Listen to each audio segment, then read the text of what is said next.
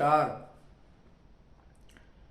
नई वर्ष, नई उमंग, नई तरंग एवं नए सोच के साथ ढेरों सारी खुशियाँ आप लोगों के लिए लेकर आवे, इसी कामना के साथ मैं सुनील मिश्रा नया वर्ष पे और कुंडली क्या है चैनल में आप सभी का हार्दिक अभिनंदन करता हूँ।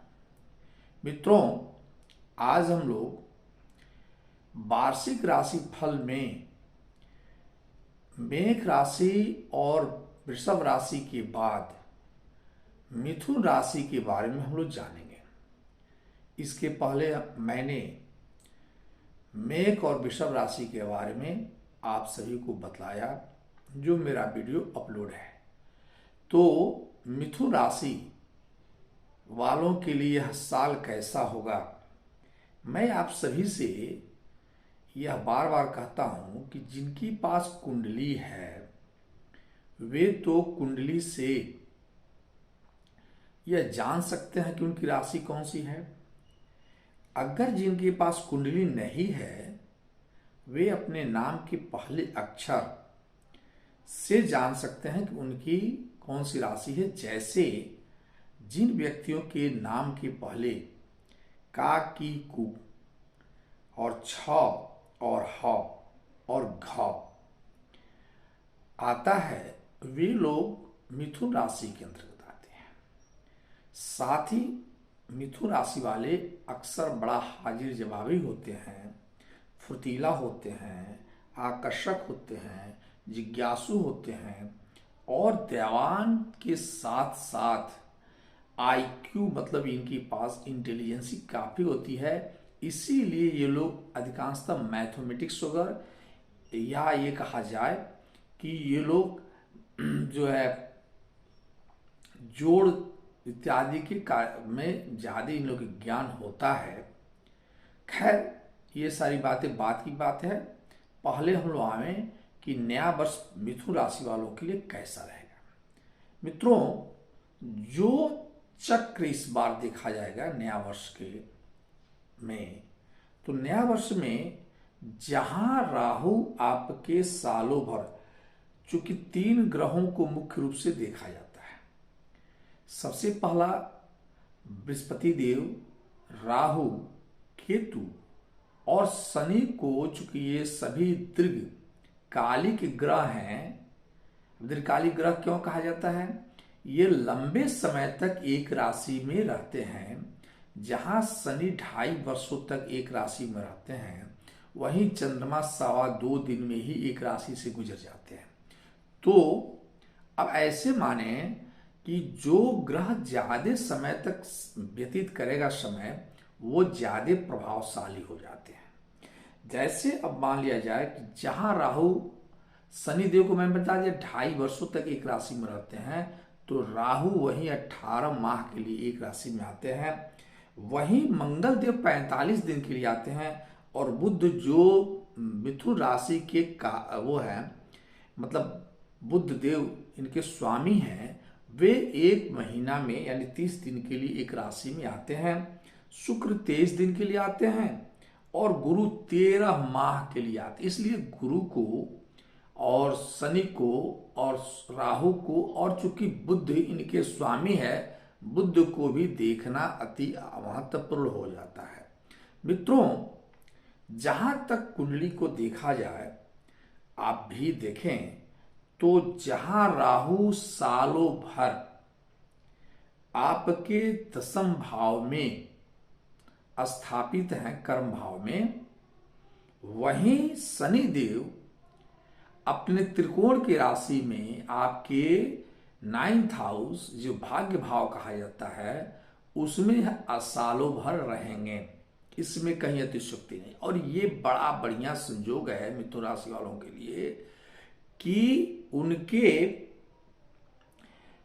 ये भाग्य भाव के स्वामी और उन्हीं में शनि स्वयं स्थापित हैं। ये अपने आप में एक अद्भुत संयोग माना जाता है। इसीलिए मैं कह रहा हूं कि इस साल मैंने मिथुन राशि वालों का बड़ा ही महत्वपूर्ण वर्ष होगा। इसमें कौन कौन महीना और कौन समय आपके लिए विशेष महत्वपूर्ण होगा और कौन नुकसानदायक होगा, ये वीडियो के अंत तक आप देखकर जान जाएंगे सुन करके। लेकिन मैं आप लोगों से एक आग्रह करूंगा कि यदि आप मेरे इस वीडियो को या मेरे इस चैनल को अभी तक सब्सक्राइब नहीं किए हैं तो कृपया आप इसे सब्सक्राइब कर दें और अंत तक देखने के बाद यदि पसंद आता है तो इस वीडियो को लाइक करें। मैं आप सभी से एक बात और कहूं कि ये कुंडली के जो चक्र दिख रहा है वहां इस साल बड़ा ही महत्वपूर्ण समय है मिथुन राशि वालों के लिए। ये एक तरह से क्या है, जबरदस्त समय होगा, क्योंकि साल की शुरुआत में ही आपके सप्तम भाव में सूर्य और बृहस्पति सूर्य और मंगल की युति प्रारंभ में ही हो जा रहा है। यह एक तरह से कहा जाए तो आपके लिए सबसे महत्वपूर्ण समय होगा। यानी जहां तक देखें तो सूर्य और मंगल जब सप्तम भाव में बैठेंगे तो इनकी दृष्टि आपके लग्न पर पड़ेगी और यह साल जो 10 सालों के बाद सूर्य मंगल का मंगलकारी योग जो बना, यह आपके लिए बड़ा लाभप्रद रहने वाला है। तो यूं कहें तो जीवन में इस साल आपको वाहन सुख, भवन सुख की तो प्राप्ति होगी, साथ में पैतृक संपत्ति के जो अधूरे कार्य हैं वो आप पूरा करने जा रहे हैं। चूंकि अगर हम लोग ग्रह वाइज देखें तो शनि देव जो इस कुंडली के भाग्य कारक हैं वो स्वयं 9th हाउस में बैठकर आपके पिता के जो अस्थाई संपत्ति है वो उसमें वृद्धि करने वाले हैं। यानी आप इस वर्ष पिता के अधूरे कार्यों को पूरा करेंगे। साथ में शनि देव जहां तीसरी दृष्टि आपके आय भाव पर देखेंगे, जहां गुरु अब पहले से 30 अप्रैल तक गुरु आपके 11वें हाउस में ही रहेंगे और 1 मई से ये गुरु आपके जबरदस्त लाभ देने वाले आय भाव में चले जाएंगे। तो ये अपने आप में एक संयोग है। अब शनि देव जहां आपके पराक्रम भाव को देखेंगे तो ये सत्य है कि थोड़ा सा छोटे भाई बहनों की समस्या उत्पन्न करेंगे, लेकिन आपके पराक्रम को वृद्धि कर देंगे। तो साल भर आप पराक्रमी होंगे। ये तो आप जहां गुरुदेव की बात की जाए तो साल के शुरुआत में गुरुदेव आपके 10th भाव में ही बैठे हैं 30 अप्रैल तक और वहां से बैठ करके सुख भाव को देख रहे हैं। तो साल की शुरुआत ही आपके लिए लाभप्रद दिखती हुई प्रतीत होगा। यूं कहा जाए कि गुरुदेव जहां 1 2 3 4 5 पांचवी दृष्टि से जहां आप आय के स्रोत को बढ़ाएंगे, वही सप्तम दृष्टि आपके सुख यानी भवन सुख भाव में भवन या ये कहा जाए कि वाहन सुख या जिस तरह की बात की जाए सामाजिक प्रतिष्ठा में वृद्धि करने वाले होंगे। वही जो है राहु बृहस्पति देव सब खष्ट भाव में बैठ करके जिन विद्यार्थियों को इस साल किसी प्रकार की आप कोई नौकरी इत्यादि के बारे में सोच रहे हैं तो यह बृहस्पति देव आपकी शुरुआत में ही लाभ दिलाने वाले होंगे। यूं कहा जाए इसके बाद 1 अप्रैल से यह बृहस्पति देव आपके चले जाएंगे 11वें भाव में, जो अपने आप में अद्भुत होगा और आपके आय की वृद्धि को अचानक बढ़ा देंगे। यहां से बैठ करके वो पंचम भाव सुख भाव अपने संतान भाव को देखेंगे तो जिन्हें संतान की कमी दिखती हुई प्रतीत होती है या नहीं है, वे इस साल नए संतान की उत्पत्ति को प्राप्त करेंगे। जिनके संतान की कोई बने में समस्या है, उनकी समस्याएं दूर होंगी। संतानों के द्वारा कोई विशेष उपलब्धि प्राप्त करके आपको सुख दिलाया जाएगा। ये बृहस्पति देव की दृष्टि बतलाती है। वहां से बृहस्पति देव आपके सप्तम भाव को माने नौवां दृष्टि सप्तम भाव पर पड़ेगा। तो यहाँ पत्नी के किसी प्रकार की जो समस्या आपके साथ चल रही है वो दूर हो जाएगी, या जो लव अफेयर करने वाले हैं उनकी लव अफेयर में पूरा अट्रैक्शन बढ़ेगा, इंप्रूवमेंट होगा। व्यापार के क्षेत्र में यदि आप किसी के साथ संबंध बनाकर चलते हैं, सहयोगियों के साथ चल रहे हैं, तो आपका पार्टनर आपका सहयोग प्रदान करने वाला होगा। तो इस प्रकार से साल की शुरुआत से 30 अप्रैल के बाद और ही अच्छा बेहतरीन होने वाला है। जहां राहु को देखें तो राहु आपके 10वें भाव में बैठकर दिग्बली हो जाता है। तो यहां से बैठकर के राहु और बृहस्पति के घर में बैठे हैं, इसलिए राहु आपके लिए इस बार कुछ नया देने वाले हैं। यानी आपको कुछ नया चीज मिलेगा जिससे आप कल्पना करते हो, या अचानक लाभ मिलेगा जो आपके लिए लाभप्रद या सुखप्रद होगा। राहु आपके पूरे साल पंचम दृष्टि उनके अस्थाई घर यानी दूसरे घर पर आपका होगा दृष्टि उनकी, इसलिए कुटुंबों से थोड़ा सावधान रहेंगे आप, क्योंकि उनसे अक्सर विवाद होने की संभावनाएं बनेगी। साथ में अपने वाणी पर भी कंट्रोल करेंगे, क्योंकि आपकी अचानक क्रोध के चलते आपको नुकसानी हो सकती है। राहु की दृष्टि वहां से सप्तम भाव की दृष्टि, सप्तम दृष्टि चतुर्थ भाव पर पड़ेगा, यानी माता के स्वास्थ्य से थोड़ा सा सतर्क आप रहेंगे। उनके स्वास्थ्य में कुछ कमियां आएंगी इस साल। मिथुन राशि वालों की वहां से अष्टम भाव पे दृष्टि पड़ेगी, 9वीं दृष्टि राहु की पड़ेगी, यानी आपके शत्रु आपके सामने नतमस्तक हो जाएंगे। ये भी स्पष्ट दिखता हुआ प्रतीत होता है।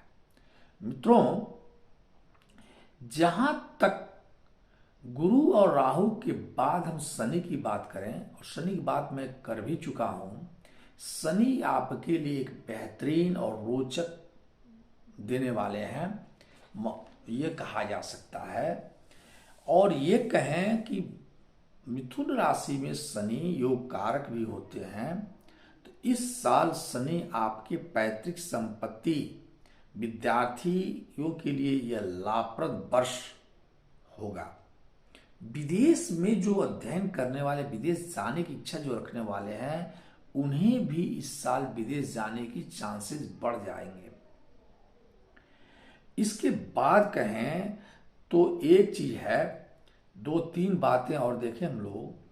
अब हम लोग अगर आ जाएं कुछ महत्वपूर्ण बातें, चूंकि बुद्ध इसके कारक हैं, तो बुद्ध के गोचर को हम लोग देखते हैं अगर, तो जो बुद्ध का गोचर दिखाता है साल के शुरुआत में बुद्ध और शुक्र आपके 6ठे भाव में हैं, तो ये थोड़ा सा माइनस आपके लिए शुरुआत में जाएगा। प्रेम संबंध करने वालों के लिए थोड़ी सी खटास बनी रहेगी, जो 7 जनवरी के बाद दूर हो जाएगा। 7 जनवरी के बाद बुध आपके सप्तम भाव में चले जाएंगे, और यहां से बुध जो है आपके लग्न को देखेंगे, तो यानी मान सम्मान धन की वृद्धि 7 जनवरी से आपका बढ़ जाएगा। यानी ये धनु राशि में बैठकर बुध जो है आपके लिए जहां आपके व्यापार में वृद्धि करेंगे, वहीं पत्नी के स्वास्थ्य को भी बेहतरीन करेंगे, और आपके व्यापार में वृद्धि करने के साथ साथ आपके मान सम्मान में वृद्धि करेंगे। अब हम लोग जाने ये बुध जो है 1 फरवरी से लेकर 20 फरवरी तक ये जो है सॉरी 20 फरवरी से लेकर, इस तिथि को आप लोग नोट करें, 20 फरवरी से लेकर 7 मार्च तक बुध जो है वो गुरु भाग्य भाव में शनि के साथ बैठ जाएंगे। तो शनि और बुध का युति, जहां बुध लग्नेश है तो लग्न और सुखेश की योग भाग्य से हो जाएगा। यानी ये समय आपके लिए बेहतरीन रहने वाला है। जो आप सोचेंगे वो आप पूरा करेंगे। यह समय आपके साल का महत्वपूर्ण समयों में से एक होगा। अब ये कहा जाए कि 7 मार्च से, हमने कहा कि 20 मार्च से 7 मार्च का समय बुध भाग्य भाव में रहेंगे, ये तो मैं बताया। तीसरा जो महत्वपूर्ण समय आपका आएगा 7 मार्च से 26 मार्च तक आएगा। बुध वहां से वो 10वें भाव में चले जाएंगे, राहु के साथ जरूर आएंगे। थोड़ा सा मन में भ्रांति पैदा होगा, इस पर आप संदेह न करें। ये यानी आप ये कहें कि किसी को बहुत शंका से या बहुत सशंकित होकर न देखें।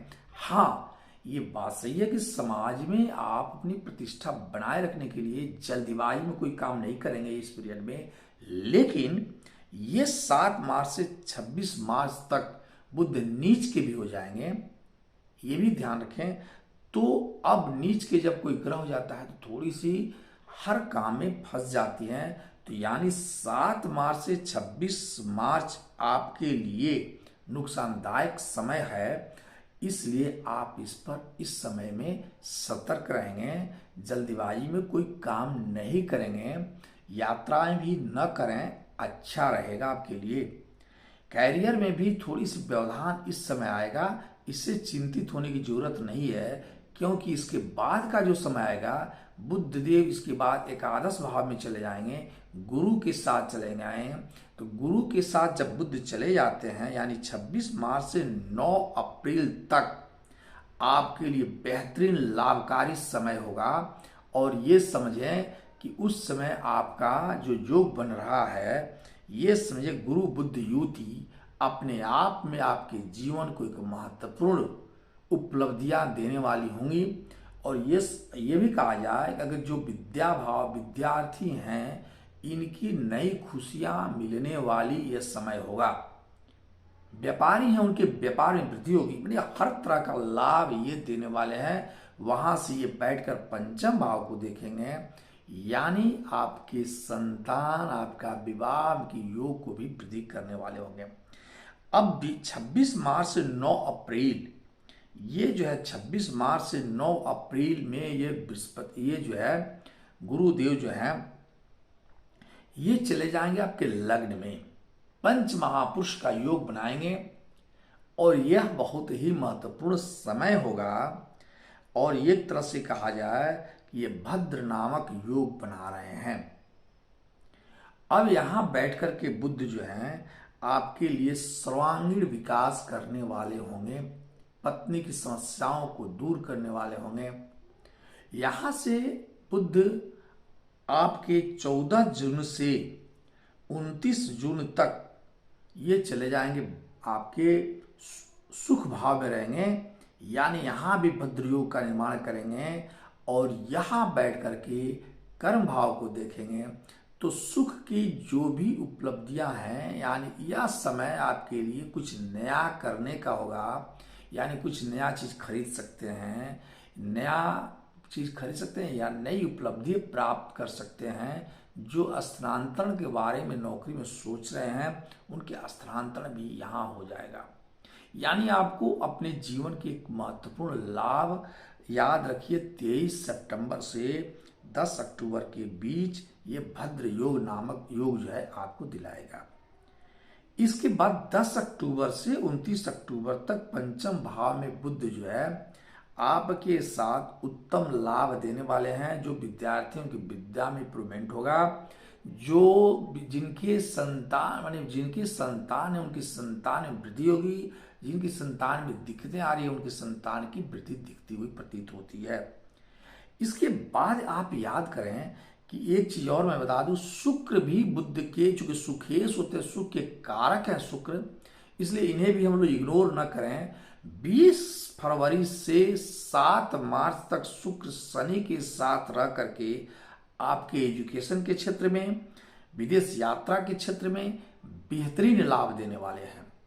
इसी प्रकार से 7 मार्च से 26 मार्च तक शुक्र मालव्य योग बना करके आपके 10वें भाव में बैठ करके आपके लिए महत्वपूर्ण करेंगे, यानी आपके कर्म भाव को इंप्रूव कर देंगे।